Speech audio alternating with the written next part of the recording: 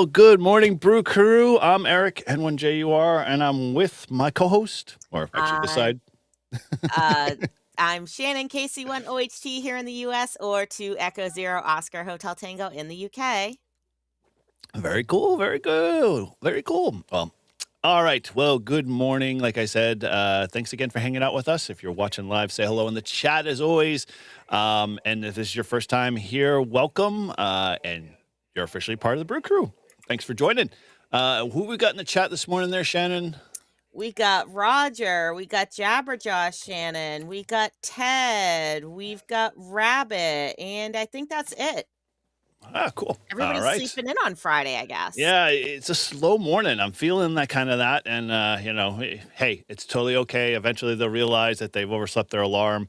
Brew Crew is already moving along. So hopefully they'll join the train and fun a little later.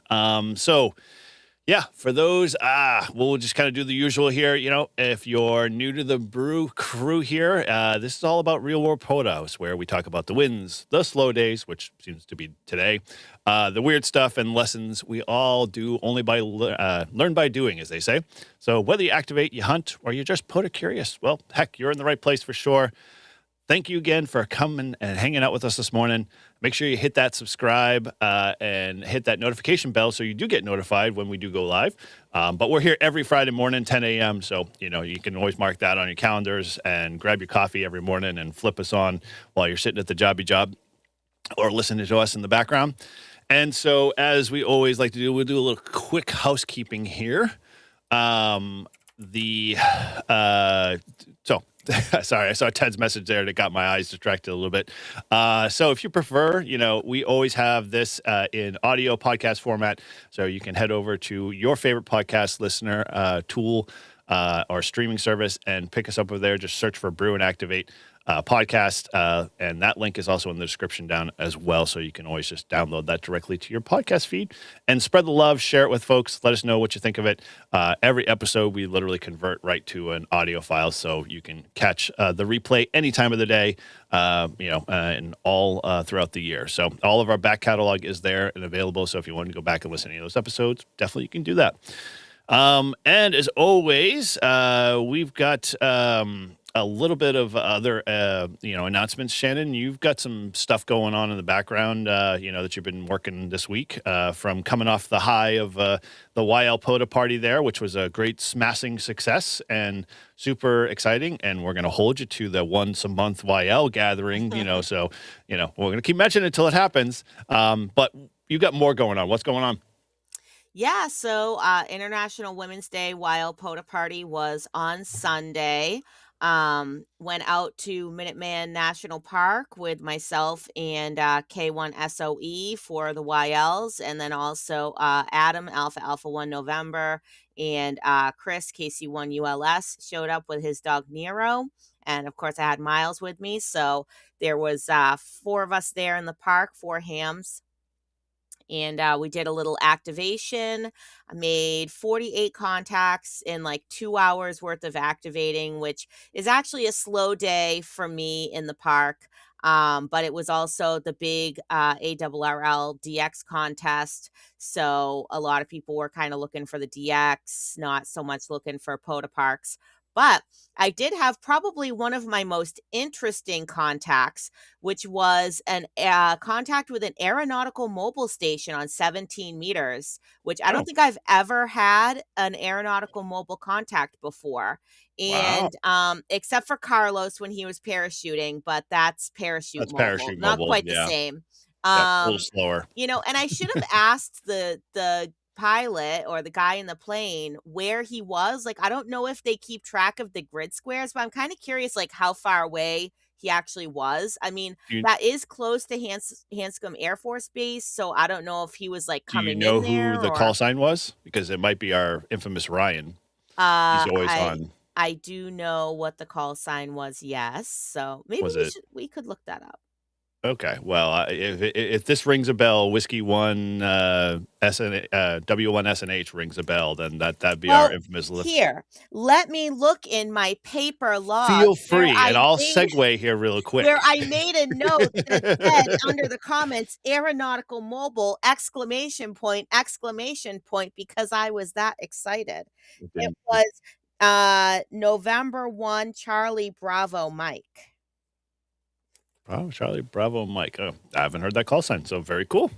So that was cool, and then, of course, so I've been out POTAing on, Monday, Tuesday, and Thursday. I've been on the air every day. Wednesday, I got on the air from the club station, Whiskey One, GLO, Cape Ann Amateur Radio Association up in Gloucester, Massachusetts. Yeah, do we wanna cut to the stats? Yeah, all right. Let's pop over there real quick so you guys can get into some of that here. Let's go here. And yep, Yeah, you're already there. So let me flip open up. back over. Yeah, so this is my stats page from the Young Ladies Worldwide Award. You can see I've made 409 QSOs. On Monday, I made 104 QSOs. That was back at Minuteman National Park using the FT710 with the 17-foot whip on top of the car. Tuesday, this was at the Willowdale State Forest in Ipswich, Mass, with same setup, 17-foot whip on top of the car. Whip. Right? This was Monday. This was Tuesday. Oh, wait, now I'm confused. Monday, Tuesday. Okay, this was Wednesday at Cara, so 48 contacts. So this was not at a POTA. This was using an ICOM 7300 with some kind of beam on the roof of the clubhouse. I can't remember exactly what the beam is, but it's a rotatable Wow. beam. You only got 48 contacts with a beam? I would have thought that would have been flipped on its ear and you would have been somewhere in the hundreds. But I didn't activate that long, and the noise floor there isn't that good, and, Oh. it's okay. Okay.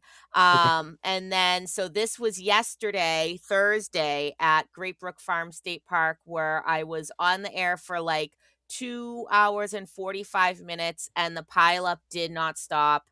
I made 172 QSOs, all on 20 meters SSB.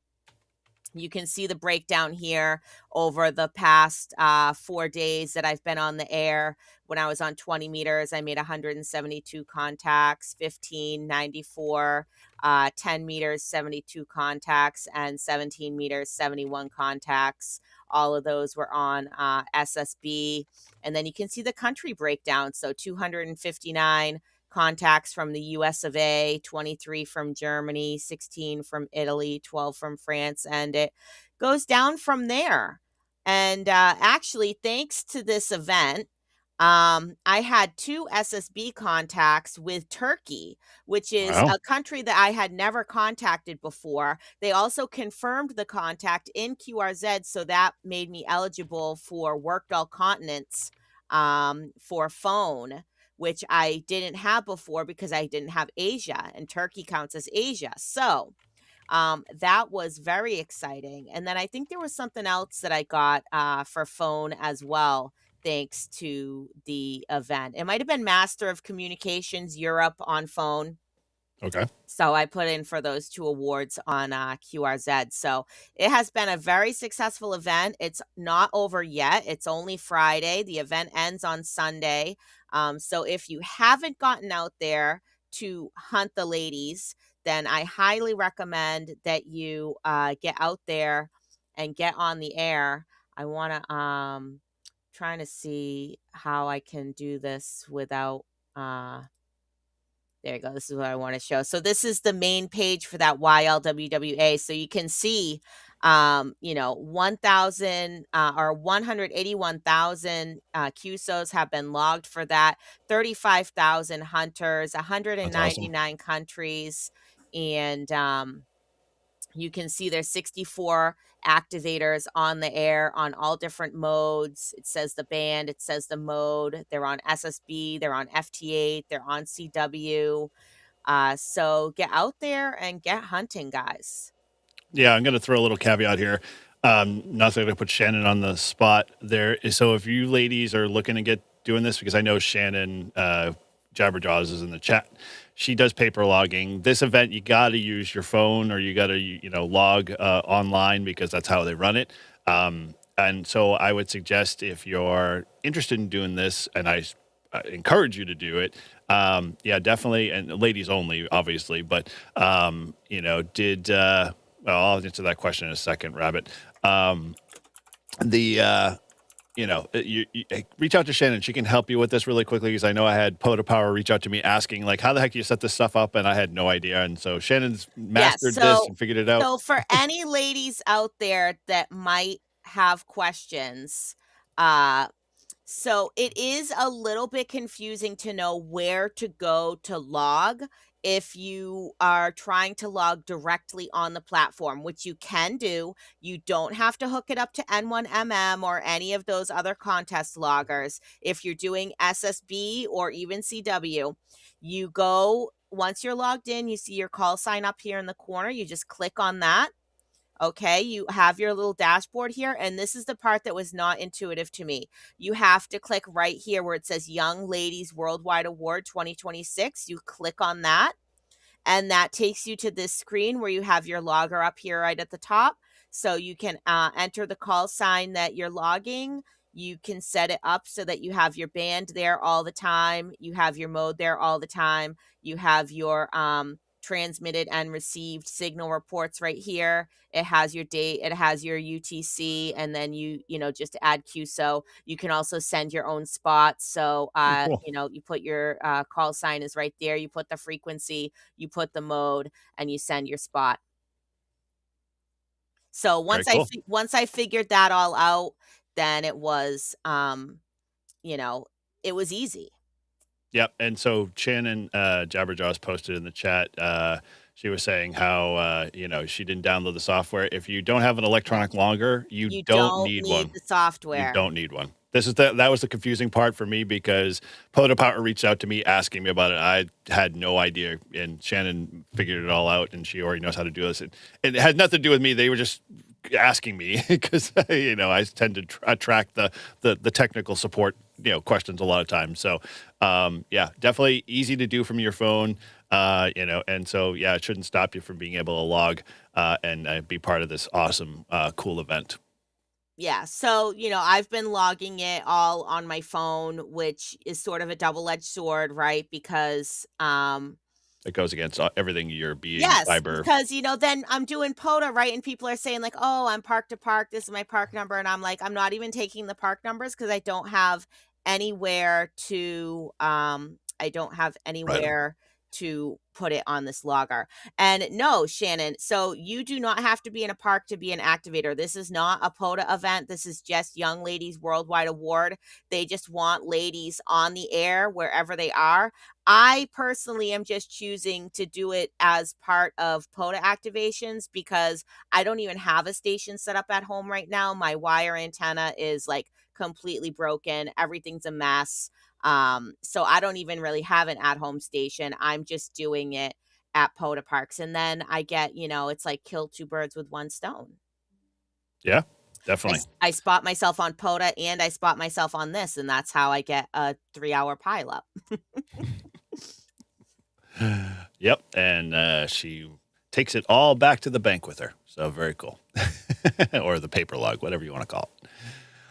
Cool. All right. Well, ladies, yeah, get out there. Let's still make some noise. And guys, get out there and hunt them. Get in their log for sure. It's an awesome week, and there's still time. So, don't give up. We still have, till Sunday? Is that right, Shannon? Yep. Okay. So, yeah, get out and. Not until Sunday.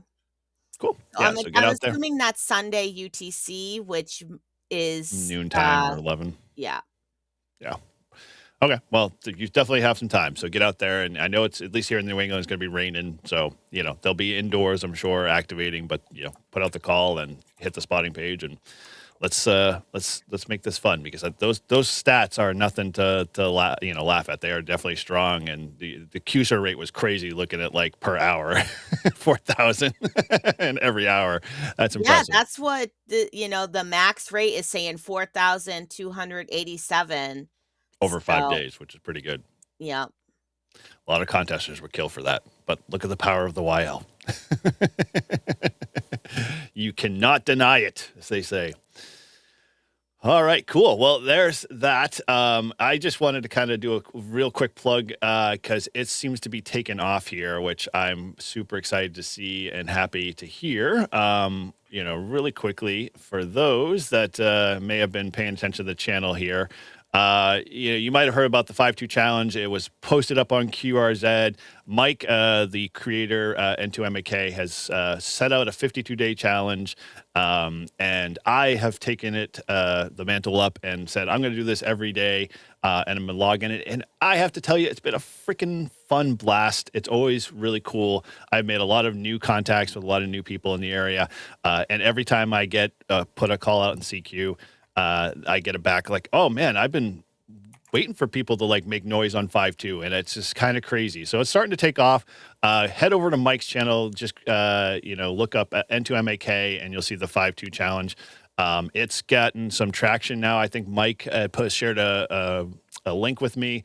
The QRZ homepage has got it up there. The AR Newsline picks it up too as well. So it's starting to kind of grow here. Guys, you've got plenty of time to jump in. There's no log submission. There's anything crazy. It's just simple. Get out, make some noise in 5.2 in your area. And if you're a YouTuber and you do that, you have your own channel or whatever, put a couple of videos out there. Just share it with folks. Or maybe you got like social media and you want to do it that way too as well. Let's just start to make 5.2 fun again. So that's something I've been doing over on my channel, and supporting the whole challenge there. So you can't miss it. Definitely come be a part of it. You're not late to the game. After the 52 days, Mike is going to do a big live stream and stuff like that. So we'll have some fun, there, talking about all of our experiences and sharing some really good stories. And I jumped to the POTA minute, man. I don't want to get ahead of I was myself like, here. yeah, are we on a Yeah, POTA we haven't minute kicked right off now? our fun show yet. Yeah. So yeah, that's the 5.2 stuff. And so that's some cool stuff coming up. So definitely come be a part of it. Join in, share your experiences. And, as always, you can always head over to our Discord. Obviously, with today's topic, I'm encouraging you to come over there and post and talk about it there. But that link is up at the top, pinned up at the top of the chat if you haven't been part of the Discord. Come join in, say hello, share some of your stories. We're doing a lot of great stuff. And Brew Activate is definitely a big component of that. And so we'd love to have you over there and come join it in the conversation for sure. So with that, now we can do our favorite little segment here.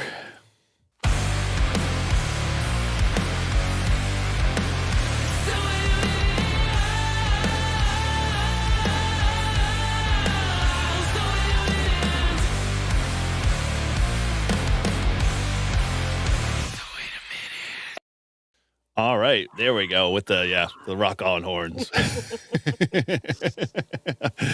All right, so this is the POTA Minute. It's one small POTA idea, one real-world observation, about 60 seconds, just to get you thinking, as I always like to kind of keep people on their toes here. So no right answers, stuff you might start noticing after a few activations or a few hundred hunts. So if this has maybe happened to you, let me know in the chat there, share it with us. Maybe if you do this differently, which I don't think today's POTA Minute is one of those things you do differently. If you're not having fun, then what are you doing the hobby for? But with that, let's get into it. So I'm going to state the statement that's pretty obvious. We are a hobby, first and foremost. Second of all, we are a hobby that you're supposed to have fun in. And so the fun is a valid goal. Let me put that out why. So POTA doesn't need to be a bigger purpose to be worthwhile. Getting outside, making contacts, enjoying radio is totally enough. It checks all the boxes for all of us, does a lot of great things, gets you motivated and moving, and gets you playing with your radios. If you're smiling at the end of this, then that is a success. Bottom line. doesn't matter what you got in the logs, whether you use paper, electronics, or you're chasing paper, or you're, working those tough DX contacts, or you're just constantly longing for the pileup. If you're not having that three-letter word, as Izzo over at the clubhouse says all the time, fun, then yeah, you might want to circle back around and do a little internal check there, see how it goes. And let that sit. So if you disagree, you let me know in the chat. Tell me why I'm wrong. But otherwise, I assume everybody here is pretty much on that same basis. All right. Okay. So let's go back to our usual MOs here. We are going to be talking about some really cool, interesting topic, I think, today. Primarily, it's a light topic as I'm gearing up for some other deeper kind of, longer, series here because we got a lot of great, deep radio stuff we want to get into in the next couple of weeks. So today we are going to be talking about a topic that I kind of it's weird because it hit me very early, kind of as I tend to like to peruse a lot of the Discord, so POTA and a few others, and the conversation kind of kept ringing out, and this one, was kind of an interesting one, and it had a little undertone to it because the other stuff that they were really talking about, it kind of just was like it triggered for me. It's like, wow, that kind of makes sense. I mean, so we're going to talk about a thing that I'm calling stealth spotting. And it is kind of an interesting, take on how to do POTA a little differently here. So we're going to dive right into this. So let's head over to our wonderful little boards here. Should we also show the newest merch shirt?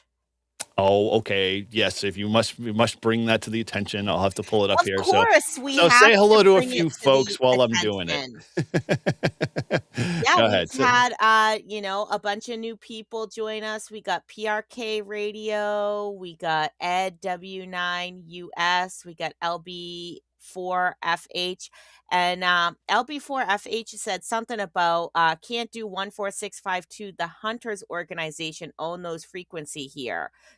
Not so happy folks. So I guess in other countries, maybe 14652 is not the simplex channel for 2 meters FM. So maybe tell us, wherever you are, if you're not in the United States, because we have to remember we are an international show here, Eric. 100%. Yes. And so I was going to have know, a retort to that. I didn't see yeah, that in the chat. yeah. So what is this FM simplex frequency for for the handhelds where you are? Let us know in chat. Yeah, let us know in chat. But again, and this is kind of a conversation that's happened throughout this whole process. I'd have to say is that 5.2 is, at least in the US, if it's quiet and it's not used, you don't have to just use 5.2. Use simplex 440, use 900 megahertz. We all have calling channels somewhere in our frequency space that we have. So I encourage my European brothers and sisters, guys, whatever spaces you guys have for simplex that you use for just calling or just general chat, get out there, call CQ, use it, stay consistent. The best advice I can offer is staying consistent. Do it every day. I do a 10-52 challenge, meaning I do for 10 minutes, once a day, just call on CQ. And I do it on 5.2. I'm going to start doing it on other, frequencies as well, just to kind of spread it out and try something different as a, new way to expand it. But you can do whatever is good in your area in terms of what frequency allocations you have available to you. So yeah, that's my suggestions. Hopefully that was helpful, and definitely keep us in the loop. Let us know what's going on. Share. We actually have and this is actually a good segue. We have a Discord channel over there called the 5.2 Simplex Challenge. So come over there, share your stories. If you've done it, a couple of times, we've had some really good stories. So, I'm happy to see all this stuff, and people are surprised, I think, at least in my area, that they're hearing people on 5.2 and it's been dead, so it's really cool. So live it up, fire it up, and make RF great again. Okay, all right. Let's bring this. So let's frame this out. So the new T-shirt we have here in the States, some of our, we'll say, politicos decided to attack our beloved institution here in New England. As we all know, we all love our coffee. We all drink it daily. And we drink it iced flavors, we drink it sugary flavors, we drink it black, we do it all the above. Those that know, Dunkin's is a New England staple, and so when the powers that be decided to attack our brand and our, tried and true lifeblood. We decided last week that we were going to rally with that, and we were going to bring on. Why didn't this come up here? Oh, I maybe need to do this. There we go. We decided to create a T-shirt called "POTA Runs on Dunkin'." So if you're a Dunkin's lover and you drink Dunkin's in your neck of the woods, then you can wear the shirt proudly here. I've got one on order. It's coming soon. And so yeah, I want to represent Dunkin's. I love them. Coffee I drink all the time. It's just my way. And as Shannon says, Dunkin's all the way.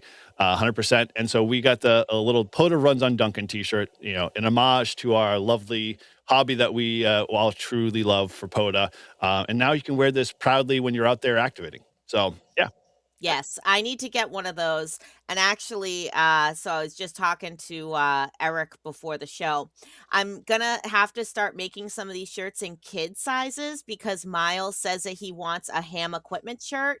So if you guys have little ones in your life that also want to show their ham radio pride, be looking for those youth sized t-shirts coming Utes. soon. The Utes. Utes. We got to get the Utes. T-shirts for the Utes. Yes, we do. Yes, we do. So, yeah, we're expanding. Jabberjaws asks that you make that shirt in a long sleeve version for her. We have to remember that Okay. Jabberjaws likes her long sleeves. I keep forgetting, and I'm trying to push heavily into spring, summer, and I don't wear long sleeves in spring and summer. So yes, I will. I'll make the adjustments said per the boss. She says she number wants 2 there. long sleeve and blue, so we have to remember that for our number one fan, Jabberjaws K1LY. Long sleeve blue, as in royal blue, or like more of a lighter blue. Tell me in the chat. All right. Yeah. Let us know in chat what color you want because we are here to serve you, our people. So let us know what merch you want to see. And we'll try to get it in the store if we can. Because if you want it, there's probably somebody else out there that also wants it. Yep. 100%. Let me pull this out of here. Okay. Yeah. So with that, that's our latest shirt. Shannon's been pushing me hard to kind of get those ideas kind of off paper into like real form. So yeah, those that have been waiting for some other ones. I might put a poll in the Discord that says, hey, these are the next 3 shirts I should do. Which ones do you want me to start? And we'll keep adding to the roster there. But yeah, you can always... I'm going to have a surprise shirt coming out very soon. Ooh, very cool. Awesome. Well, yeah, we also got a whole bunch of other cool stuff over there in the Brew and Activate section of the site. And you can go to Live Free and Ham stuff there. So if you're looking for, some of the other cooler things there too as well, you can always head on over there and pick one up. All right. So our topic today is stealth activations. We're going to talk old school way to run POTA. I know that's like kind of weird because like POTA's not like really old enough to be old school yet. I mean, it's only been like 5-6 years strong. If you go way back, I guess at national, a Parks on the Air, you kind of fall into that category. But that was a short time and really kind of the dark ages, I think, in my mind. So I wouldn't quite say it's old school yet. But all right, so let's jump into this. Let me pull up our lovely stats here. Okay. So I'm going to ask the question. Like I said, there was a debate kind of going on that kind of triggered this whole topic for me in and around, the POTA discords and obviously on the dumpster fire that I like to call QRZ. But it was a simple question, and it was all around the idea, should activators always self-spot? And before I kind of get into some of this stuff, Shannon, what's your simple take on it? Should they always spot? I always spot myself. Okay. All right. I'm on the fence with this one. As we've gotten more used and relied on the technology, a lot of times I don't even include the park number because it's already calculated for a lot of the log submission and stuff like that. But that's another topic for another day. Ham without a plan. He doesn't ever self-spot, and so this is going to be very comfortable for him. So I'm assuming I'm going to have a few people squirming in their seats with this one because a lot of folks like Shannon and others, they always self-spot. It's just kind of that MO. And so the question I guess I'm going to pose here is like, obviously, circuit activators always self-spot. I don't think that answer is a clear black and white. Or should we be calling CQ and letting, radio be radio? I mean, that's the interesting kind of question in my mind was, if you've been activating parks for a while, you might have an opinion on it. I'm sure there's going to be a bunch of people in here saying, one way or another. But I want to talk a little bit about that debate here and, share a little bit of both sides of the conversation, because there's some real solid reasoning stuff here behind it that I've been a ham for 30 years. And I'll say I'm probably one of those people that I think that there is a lost art there, in the sense of like being able to just throw your CQ out into the ether and see what kind of, the whole fishing experience. Like, you never know what you're going to catch. Imagine if fish spotted themselves. I mean, it would make fishing so boring. So let's dive in here. So let's talk a little bit. So self-spotting, and for those that have never done parks on the air, or maybe are interested in getting into it, we'll just kind of do a very quick level set. For anyone, parks on the air is very much focused around self-spotting. I mean, and it's convenience because technology kind of stepped in and helped this process. And so really all it is just someone goes and spots themselves, they post their own frequency, the park number, and it gives a hunter a place to go and find you on we'll say a dashboard. And that dashboard allows that person to then spin their dial or tap on the waterfall and go find you. And the three main kind of areas are POTA.app, the Ham Alert, DX clusters.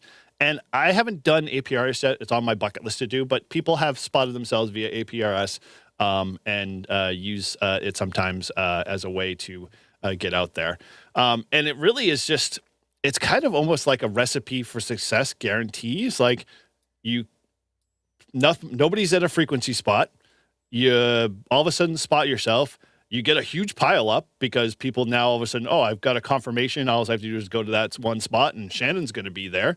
I would have to say, even from my side of the fence with technology, my Flex radio has, I can tie into the spotting pages and the spotting networks, and on the waterfall, it'll tag people's call signs. So I'm like, if I'm looking at call sign A, I can look on the waterfall, click on call sign A, and all of a sudden now I can hear, so-and-so, and do I see, any activity? It's almost like shooting fish in the barrel, kind of. It's literally from a hunter's perspective. You can very easily find a contact, and then you make contacts. Everybody's happy. Activators are happy. Hunters are happy. They got you in the log. We're all great. We're having fun. That's kind of self-spotting. So, if I missed anything in that, recipe there, let me know. But I think, it's pretty clear for all of us what that kind of looks like. So let's talk about why activators self-spot, because I don't know about you.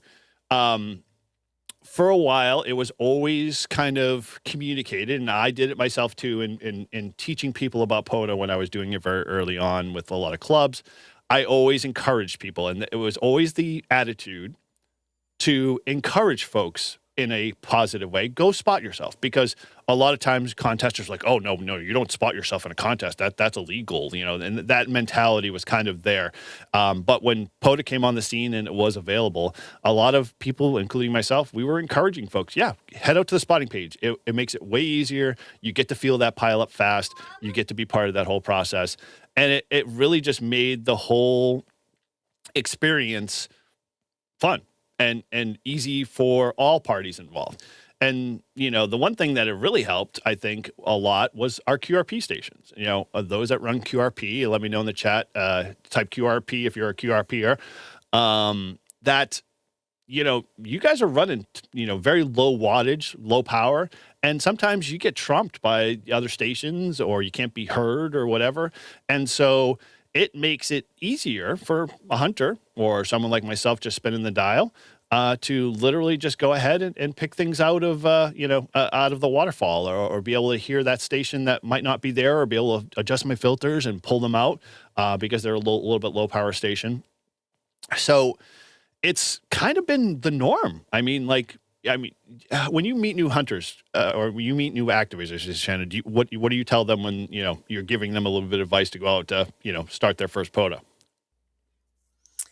I mean, uh, It depends, right? In terms Oh of the self gosh, in terms of the the ham self radio line. it depends on, in terms of the self-spotting, like, Jabberjaw said that she doesn't always have cell phone service to self-spot herself, so sometimes you Yep. can't.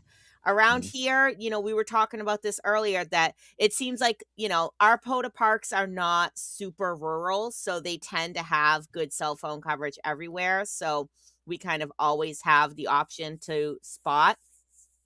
And Yep. then Rebecca Small was saying, sometimes she just hunts depending on the time allocation. So, if someone is a new ham, they actually might not want to spot, right? Because then Yeah. it does sort of open the floodgates of people calling you when maybe you haven't even called CQ yet. Like I have spotted myself, and then immediately someone is I giving know. their call sign before I've even opened my mouth. 100% that And, you. that might be too overwhelming for someone who is actually new. Mhm. So for someone who's new, you might want to just, call CQ and not even say that you're in a park, or, you know, um, hunt around for other parks to Mhm. activate, or, Right. you know, Yeah. For this discussion, I think, yeah, you're definitely you kind of hit the nail on the head. That's a perfect example. Like for a new activator, that is scary. Like, oh, I'm following these 3 steps, and step 2 says spot yourself, and then you're like, oh my gosh, I'm on the dial, and I just turned the volume up, and all of a sudden you've got like 5 hunters calling you. Hey, we're so and so, or is KC10HT there, and that can be overwhelming, but. The other side of the coin, and this is kind of what in those conversations that I was finding, is spotting networks have helped when conditions are garbage. Like, we go out during sunspots, flare ups, and that type of stuff, or noisy band conditions after those, big G2 storms and G3 storms. That, spotting ourselves gives us at least a little bit of an opportunity to, let's say, minimize having to call CQ for the next 40 to 50 minutes, and with the hope of something happening. So, it can make or break that activation for sure. And now for me, I've gotten over the failure aspect of like whether or not I activate a park or not. If I don't get that 10th contact or whatever, I'm not going to hang on for another 50 minutes hoping for that one more contact in a tough situation. Especially if I've already been doing it for a couple hours. But, it has made the experience a little easier for obviously new activators, but those that are, very much been doing it for a while, because it's just convenience and very easy. And it's almost like you flip a switch and boom, you get it, or like I call this the microwave approach. You pop your frozen, you pop your popcorn in there, and 3 minutes later you got a full bag of popcorn kind of thing. It's a guarantee, So it kind of works out good. So let's talk kind of both sides of this a little bit. So I'm going to first talk about the stealthy side and what we call the CQ first approach. And I've done this myself a couple of times and seen some really cool. And Shannon Jabberjaws had kind of alluded to that in some of her, notes there in the chat. So I'm going to say, let's try this. So I'm going to throw the challenge out to you guys, and I'm going to encourage you. Next activation you go on, and as the warmer weather gets going, don't spot yourself. Don't just do number step 2, put yourself out on the spotting page, and then start to do the process. Fire up the radio, get everything situated, get your system and all of your, things, things set up, logging, all that stuff. Then spin the dial. Go find a comfortable open spot somewhere, and then just call CQ. It is very interesting to see what happens, because my experience with this is I did this when I was trying to do another video for the channel, and I was over at Silver Lake, and I was like, I'm not going to spot myself. I don't feel like it. And so I just found an open spot, called CQ, and it was probably 5-10 minutes of me just calling CQ or whatever. I got somebody randomly found me and was like, hey, what park you at? What's going on? And it was kind of a surprise to me. It kind of made me think, oh, wow, someone didn't, they either saw something on the waterfall but didn't understand what it was, or they were spinning the dial and they were just kind of leisurely hunting. And they came across me calling CQ, and I was obviously strong enough for them to pick me up. And we had a conversation. It was just very light, casual, good rag chew.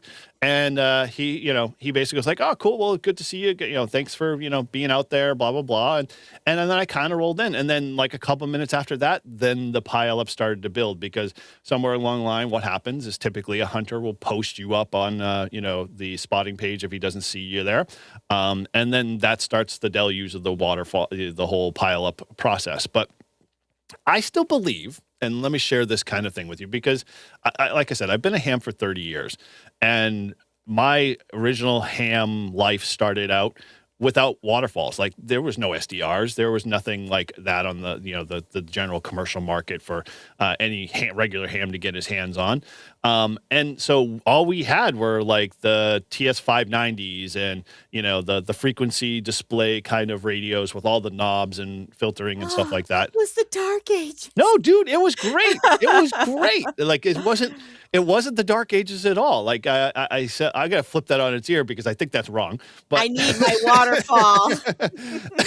Oh man, well, I got another story to share in a second with that one. But it was fun because, in essence, the joy of, like, I remember as a teenager, like, I would love to get in front of that VFO knob and just spin, never knowing what was up the band or what was down the band, and being able to hear what we all grew up with Star Wars, the weird, RF noises that we all hear, that we all equated to in Star Wars. I'm like, oh, that's ham radio. We knew that, that was. And, being able to kind of dial up on someone calling CQ, or dial up the band to find an empty space to call CQ, you never knew what you were going to get. Especially if you weren't doing like a big day, like a field day or something like that. And so it was fun. It was an adventure, we'll say, every time. And it really kept me in front of the radio a lot longer, because I didn't see the waterfall. I didn't see that, oh my gosh, there was 8 frequencies or 8 stations up the band, and I could just tap there and boom, I can either hear them, or I can participate, or I can, make a contact with them. I think that part is kind of a lost art a little bit. And so we're going to kind of dive into that. But it is an interesting thing, because that's the story I hear, Shannon. Oh man, I have to have my waterfall. Can't take my waterfall away from me. My waterfall is everything. And so I got to ask the question, why? Like, what does the waterfall do to help you? I mean, it's technology, which is great. Because you can see the signals. You Sure. can see where the band is clear, so that you're not accidentally calling 3 kilohertz over someone, but Mhm. also, you can find those signals without having to scroll around so much. Sure, but Maybe like, is the scroll around so much the fun part to you? well, no, it might be the fun part. Have you done that ever? Yeah, when I had to use the 891 with Grouch. Okay. And what was your experience with it? It was horrible. I mean, it wasn't the worst, but it also wasn't what I was And used you to. have an 891 in your car, so I know you use HF in your car from time to time. You can't be like, "Oh my gosh, I have to turn the dial now to find a No, frequency." I was literally just saying in chat that I actually never use that 891. It just sits in my car. Wow. Oh, sacrilege. It's This is because, this is utterly a blasphemy so here. and what I was saying is that it's because the ATOS doesn't perform that well, which is completely my fault, because it is not well Where you mounted bonded it. to the vehicle. So Mhm. I need to get those self-tapping metal screws or whatever I need to do, because I already have the bonding straps. I already Mhm. have the serrated washers, but I need the self-tapping screws to screw into, I guess, the body panels. I don't Well, know. I don't even let know let what I'm me supposed to let me do. say this one little thing. Where you have it located is not the best place either. Yeah. You need to get it up higher. It has to be up above the roof in order to be able, the roof line, and get it clear of it. You'll get better use out of it Really? than you would. Yeah. Oh yeah. 100%. Mine is where mine is on my truck. I originally was going to mount it in the back stake pocket, but it was not going to work that way. And I still get a little, shadowed from the cab itself. But like, once it finally gets above and tunes well, it works phenomenally well up higher. So definitely bond it, ground it for sure, but get it up higher. being on a tailgate, I don't know if you noticed, where's your regular VHF UH antenna? Is it up higher? No, it's on the other side on the tailgate. Yeah, I bet you if you move that up to the peak, you would be like, oh my gosh, I can hear a whole lot more. Yeah, but then isn't it like too tall? No. I don't know. Already where they are, they like brush trees when I'm, driving. Wait, what trees are you brushing? Those are with the car that close. The Those antennas are tucked pretty close. The sidewalk trees when that's right. You guys don't really have trees in Lynn. I keep forgetting. All right. Well, we'll have to just tear apart your and help you rebuild in a future video on your mobile HF there. But yeah. So I'm going to throw a challenge out to you. You need to work your 891 knob a little bit more. I think you might be surprised. It's a little fun, and it definitely takes out the codependency of a waterfall. Technology's been good in this sense for the fact that you can see it visually and you can react to it and just tap there and go. But at the same time, it's kind of taken the fun of ham radio, of being able to spin that dial. I mean, we watch a lot of movies, and you've seen like all of the popular ones that have ham radio in them. None of them have a waterfall in them. None of them are like, these big, waterfall radios. They are all the big frequency dial, and they're all like, somebody steps up to it and spins the dial and was like, oh my gosh, I hear sounds and I hear noises, and, and tuning in that whole thing is I think a lost art. And not a lost art in a bad way, but it's just something that we just kind of forgotten for the fact of convenience. And that's not a bad thing, but at the same time, it might change your mindset a little bit if you didn't just tap on the waterfall and you went up and down the bands.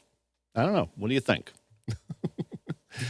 I think it reminds me of Contact in the beginning. Small moves, Ellie. Small moves. Yes, exactly. See, you can feel it. So, all right. Like I said, for me, it's like a cool surprise because we all lead busy lives. And I'll be the first to admit it. I mean, Shannon and I offline, we're talking about how crazy my life is and all the stuff that's going on.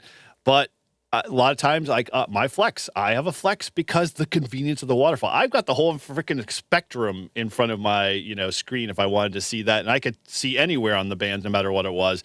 And the thing for me is like, yeah, I can click there and boom, I can do a little tuning and whatever and see if I can get the station. But it's really kind of, it's missing the element of, the funness of the hobby, of being able to hear and hone those two skills that we really need to do a lot of in the hobby, which is using our ears and hearing and being able to understand the functionality and operations of our radio. Waterfall does take away from that a little bit because you don't have to do anything more except click in a space. And as long as you're on the right upper sideband or lower sideband of the frequency, which the radio does for you already, you don't have to really think a lot about it, and then you just use your voice. So, think of that side a little bit. So let's kind of, talk a little bit about more around this stealthy approach here. So I think this is going to be something we're going to start to see more.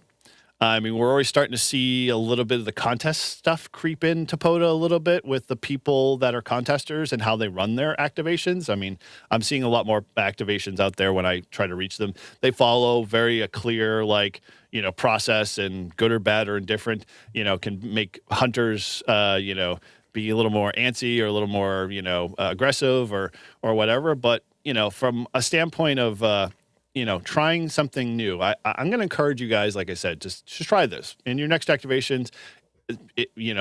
Don't feel like you have to spot yourself. Like, don't put it out there. Try a little bit. It might actually help you kind of work into, especially if you like to do long activations. Like, there's no need to rush right into the pileup, although that's really cool. But, let's do a slow burn on the pileup. Let's, really let it go for a long time. Let's be like Bouvet Island, where, they obviously post their time that they're going to be on, and then people just spend hours trying to work them. So try this. We're going to call this the stealth activation. We're going to say no alerts, no spots, no announcement. Just get your gear up, get your radio configured, get your antenna set up, get your comfort, get your coffee in your dunks in the chair next to you, and just find an open space. Like, spin that dial. If you have to tap on the waterfall to find an open space, that works fine too. But bring a radio maybe that's not waterfall based. Like if you have a G90, go like an 891. Do a QRP radio where you have to dial in the dial there. Try something a little out of the norm when you're trying to do this, and really just try to enjoy the experience, because I think it was definitely a throwback to how radio used to be. I mean, like I mentioned earlier, I grew up that way. Like I didn't have a waterfall. I didn't have that capability. I spun that dial. My ham radio at my high school ham radio club, same way. It was same dial. And you just, I always enjoy getting in front of it to be able to just see what I could hear and, find an open frequency. And it took a little while because you had to learn a different approach of how to use that radio and how to use it well, to be able to remember where you were in the frequency space, what you had to do to get back to an open space or find another park, instead of just relying heavily on technology. But using those two pieces, discover and listen, will get you less reliant on really websites and spotting and letting everybody know where everybody's at. Now, again, that's not bad. I'm not trying to say let's abolish, everything. I'm not like that. I love technology when it's used well. I don't like technology when it's just used as, to develop laziness a little bit, because it doesn't really help us be what we are. Now, what would you classify yourself as, Shannon? Like this is kind of what I was thinking on the long run. Do you find yourself, you fall into the category of what we call appliance operators? I think I am maybe a little bit above an appliance operator. Okay, well, what do you classify as an appliance operator? What is that criteria to be an appliance operator in your mind? I guess if you were like just an appliance operator, like somebody has to set up the station for you, somebody has to set all the settings, and all you can do is maybe spin the dial and push to talk. Okay. All right. I think I'm a little bit better than that, because I think I can change the settings in my radio, and I can change the filtering, and I can set up my own station, obviously. So I think I do have some understanding, but I'm smart enough to know that there are people that are way smarter than me. Mm-hmm. Okay. I would, the stigmatism of appliance operator definitely has negativity context to it. But I kind of like to look at it a little differently. As someone who's an appliance operator uses exactly what we call an appliance. I mean, they're great cooks who know how to use their stove. We all know how to turn a stove on. We know how to boil water or do that stuff. But like Shannon alluded to, yeah, there is levels of using that appliance to produce something very well.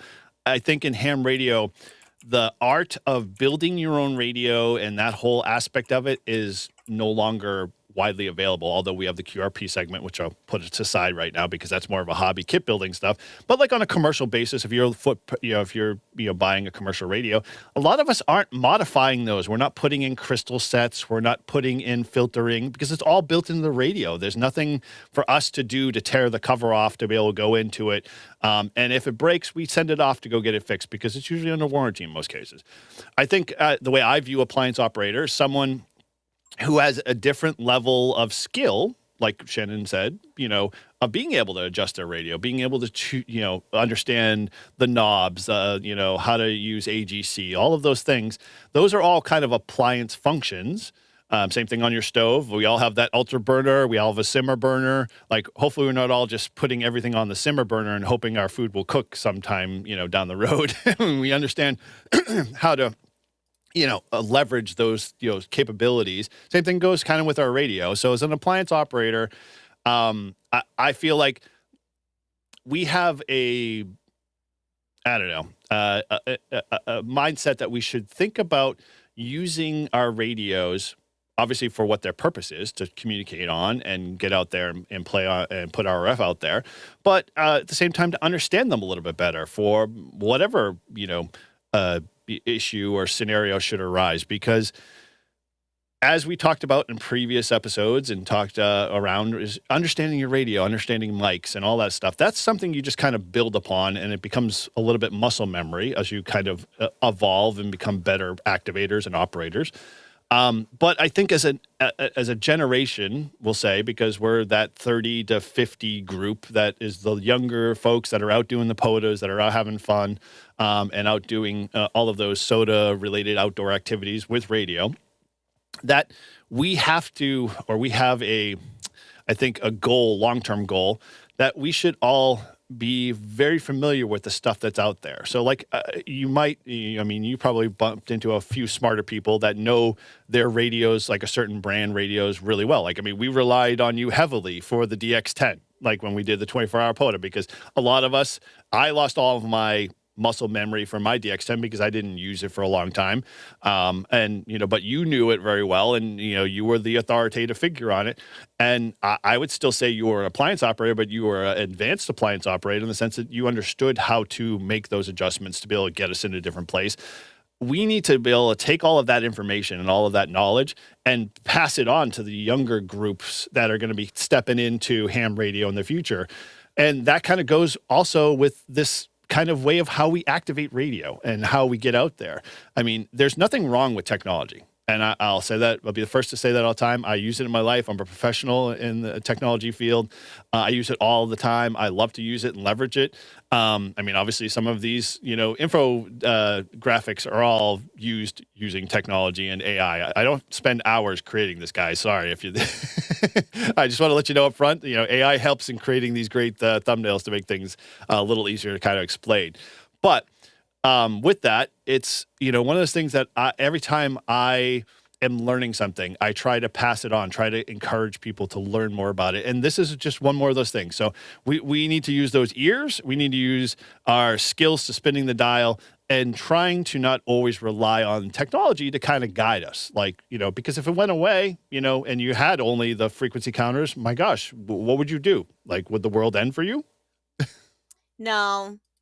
No, it wouldn't be the end of the world. Obviously Okay. not, because I have used the 891 without the waterfall. It's Yep. just, you know, I it's know. not my Enjoy the first experience. it's not my first choice of ham radio. And so here's a short story I'm going to share with you, because I had this conversation today at Wednesday at breakfast with our club members. A new ham friend of ours, you met Annie. She was at the 24-hour POTA. She's diving 100% into the deep end of the pool, wants to get every radio, everything. And she was As you like, I do need. when you're a new Yeah, ham. exactly. And so she's buying stuff up like it's going out of style. And then she's like, I want to get some POTA gear. And I'm like, well, what's your likes? What's your taste? Where you like to go? What do you want to do? And the first two words out of her mouth was like, I want something with a waterfall and I want something with a color. And I'm like, but you're doing POTA. Like, why? Like, what's the, like, I have to have that. I'm like, okay, but like, is it something you just need? Like, is it visual issues? And she's like, no, it has to be in color, because it has to be like my Baofeng Mini, who has a color screen on this. And it has to be, I'm like, well, the 891's a great radio. It's 100 watts. It's small, it's light, it's portable. It's great it's like the staple flagship, Swiss Army knife of, POTA in most cases for acting. She's like, oh, if it doesn't have a waterfall, I don't want it. And I'm like, why? It kind of got me thinking. I'm like, when you go out to do activations, like, you go out for the experience and the radio stuff. And a lot of times when you're parking on an activation, how often do you switch? Like, once you're activating, you're not moving from the frequency unless you get bumped by a big DX station or somebody crowding you, or you happen to park on 14.300 if you're on 20 meters by accident. You don't switch much, and you don't use, I know I don't use a lot of the filtering in my DX, in my 891 to do stuff. So, it was just an interesting insight, which kind of inspired me to kind of, flush this out a little bit more. Because, we all play radio differently, but we all obviously want the latest and greatest in color and so forth and so on. And so, yeah, and actually, who would put? Okay, yeah. Shannon said she doesn't like a waterfall distracting me. I think I'm in the same boat. Like, it could definitely cause me to squirrel and slide down the band but at the same time, I think the convenience would be there if I wanted to do park to parks. Like, I could just tap on sections very quickly and kind of do that. I don't. I spin the dial up on my 891 all the way up to see what's out there and kind of get a feel for the space and what's available. So. Yeah, it's I don't know. It's kind of interesting. So, if your next radio, Shannon, you were going to buy for POTA, would it have to have a requirement, have to have a waterfall?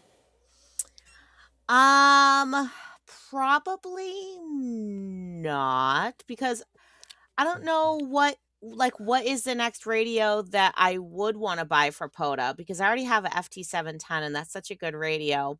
The Yeah, only but it's not a thing field radio. Do not say it's a field radio. I'll come over there and slap What you. do you mean? It's the FT710 Field. No, It nope, is a not it is field not a radio. field radio. Come to hell or high water, it is not a field radio. Take that damn name off the thing. The Um, FX4CR is a field radio. so QMX is a field radio. like I might be tempted to want, like a FTX1X, but I would only want to get it as the Optima, Mhm. because I want to have that 100 watt That's a amp. field radio. That's a field So, radio. that's probably like the closest thing that I want for a next radio, Okay. except for like if I wanted to be really posh and get an Elecraft, like a KX2 or Well, 3 but or there you go. You're in Elecraft space, and unless you're going to their H4 or whatever that has the waterfall that ties into the remote radio, all of their KX2s, what do they have? Frequencies. They don't do waterfalls. What Well, are you gonna do, Shannon? Are yeah, you gonna so you know, that's the thing, right? Is that, you know, the field radio there doesn't have a waterfall, so Yep. Yeah, and there's nothing bad, guys. Like I know I'm giving Shannon shit about the waterfall here, but for all it's all worth, ham radio is whatever you make of it. So you do you. But I'm always about experimenting now. All of a sudden, in terms of this hobby and trying things out, and this is I think one thing that I'm going to start doing more, especially with my activations in the spring, summertime for sure, and just trying something a little different to see how I can improve my operating style and my skills as a radio operator, because that is an important asset and an important piece of being a POTA operator and a ham radio operator in general, right? All right. So let's, I think I already kind of talked a little bit about oh no, we didn't talk on the hunter expectations here. So this is kind of an interesting take on the hunter side. So this is the other side of the coin. Like hunters use the spotting networks. That's one of their tools. We talked about that in our hunter series and getting into a little bit of that whole process and understanding the mind of a hunter. But spotting for them is is usefully and very useful tool for them, because they use that to be able to find frequencies, to be able to find spotters out there. They very much are very also accustomed to spinning the dial. I know a lot of hunters that are very good in that sense. They use their waterfall, and this is where as a hunter you would use your waterfall heavily because you're already in your shack most of the time, and you can see all of the activity on a band via a visual representation. Again, using technology is awesome, but at the same time, you could be that little blip on the radar that they don't have on the spotting page, that they were like, well, why all of a sudden there's activity over here? And when they tap on it, now you become more attractive per se in a different way than just being like, oh, I've spotted myself, just come to me, everybody come to me kind of thing, which usually does happen and it's good. But, be a little different, have an opportunity to maybe start out a little lighter, like I mentioned before, have a conversation, do a little rag chew with someone who found you, and then, kind of just move on. And, the more noise you kind of create in that, that rag chew, well, folks will start picking you up. They'll start seeing you on the waterfall. They'll start seeing those little, wisps of, noise on the band, and then they'll jump over and work you again. And then that just starts kind of the slow build. And I like when I did that, I was like, wow, this is comfortable. This is like something I enjoy. Not that I can't handle a pile up and jump into it. But at the same time, I didn't have to, because the hunters still found me. It still created that little element of like excitement. But at the same time, it's always a different feeling knowing that someone found you versus just putting your spot out there. I don't know. I don't know. What's your take on it? You think I'm off on it? You think it's something head in the clouds kind of idea or concept? I mean, there has to be, there is something said for like kind of finding someone organically on the radio, other than, using like the DX Summit page, or, Mhm. using the POTA page, I guess. It's like, it's like hide and seek. It It's is. like It radio is. hide and seek. It's like the 5-2 challenge. Everybody listens on 5-2, but like God forbid, everyone's scanning on 5-2, and it's a conversation I've had with a few folks. They're like, "Oh, I've put it on scan, and I always go by 5-2, and nothing ever happens." I'm like, "Well, dude, you could have picked up a repeater for Joey talking about his trip to the VA hospital, and it came back around, and you missed me calling on 5-2 versus just parking on 5-2 and being surprised that, hey, there are people out there making noise, kind of thing." And so it's always fun and enjoyable when people all kind of come together and just have conversation in the spur of the moment. It's always fun. So yeah, make that kind of happen on HF a little bit more, and I think you might bring more people to the party versus just kind of just throwing it out there on the spotting page. So back to the technology operating skill. This is definitely one of those things that I'm hoping to change a little bit of your habits, because we use technology. We use technology a lot in our lives. Let's try to simplify it a little bit. Let's try to use it as a tool versus just the standard, oh, I press here, I make a contact, I'm moving on. I think that kind of gets lost a little bit in the art of really communicating, the art of really having fun, the working a station. Let's kind of try to bring some of that more into the hobby, and maybe demonstrate that to others. Like we do a lot of stuff in our club with the youth and whatever, and I try to bring my 891. I don't bring a waterfall with me, although I have my Flex on a iPad just for visual eye candy. Listening to some old Miss Net or YL's check-in or something like that.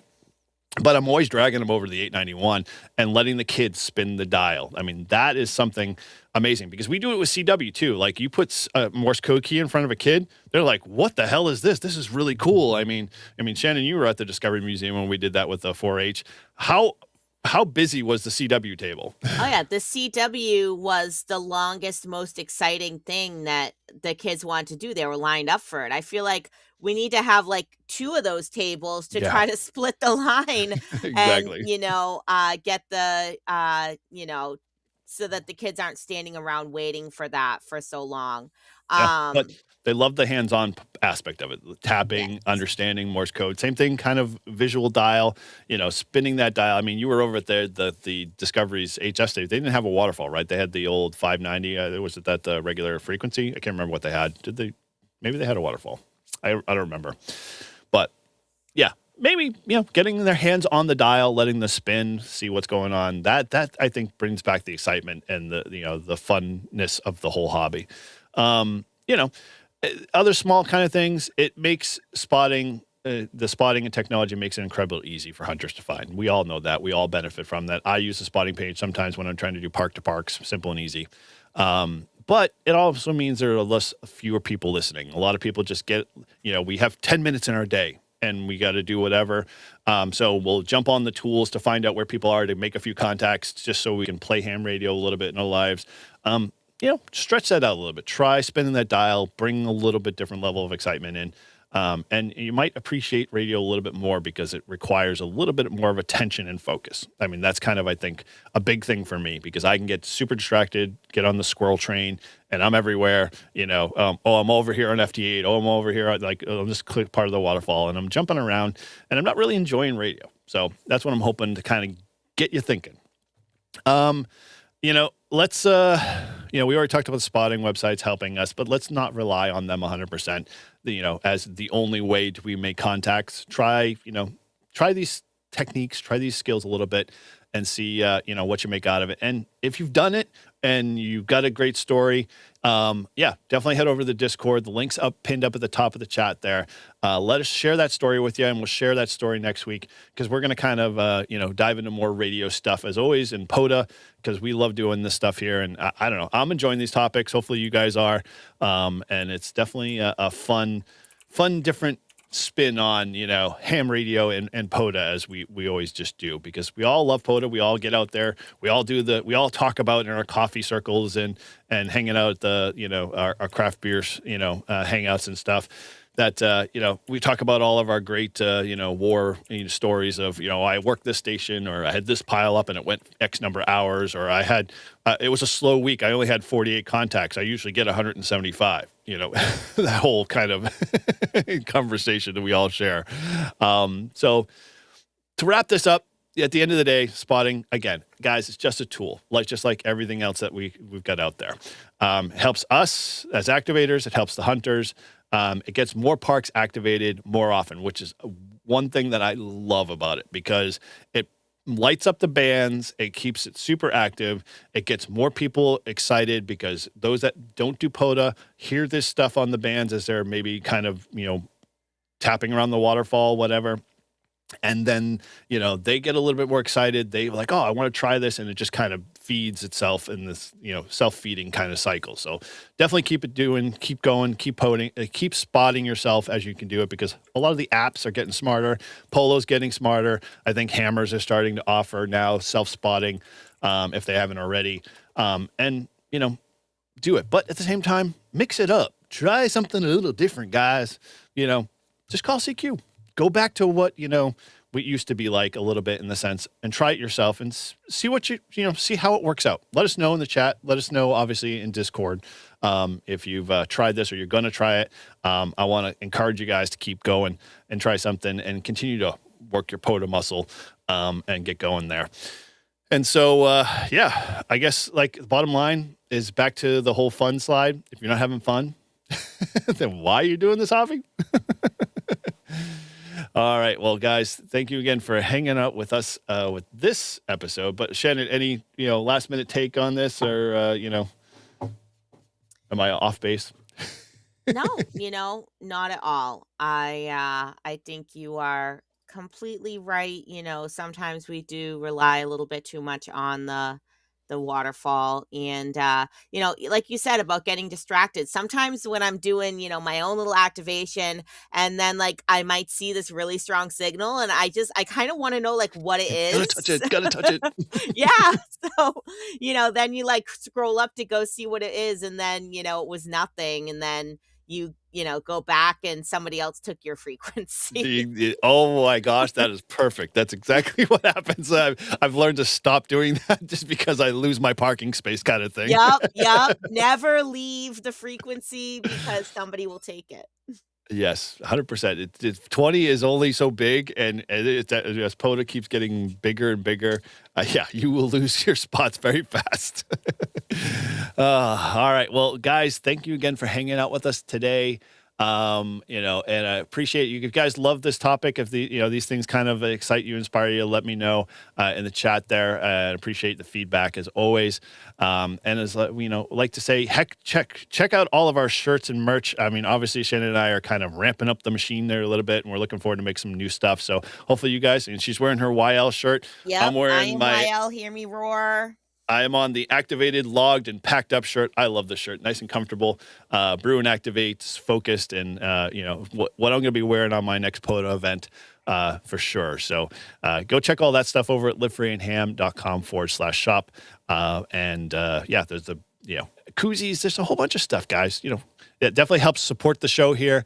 Remember, we always like to try to keep this ad-free as much as we can. So, any of your super chats definitely help keep us going here. So just remember that. And, definitely appreciate all the love and support for everybody on my channel with the 1052 challenge. And heck, go over and show some love to Shannon. If you haven't subscribed to her channel, we're encouraging her. She still has on her top of the list the YL once a month, get together. We're all looking forward to that. Waited for bated breath, anticipation, pins and needles, the whole 9 yards. We're looking forward to that first show, and hopefully future ones, because it's much needed in this space. And we'd love to, see a different perspective, and definitely more YLs. That's this hobby needs more of that for sure. 100%. All right. Any last kind of comments there we saw in the chat that we might have starred or? No, I guess Hamman says that he's going to be, if someone needs Connecticut POTA, I'll be on 20 FT8 for a while. Cool. November Zulu 1 India. There we go.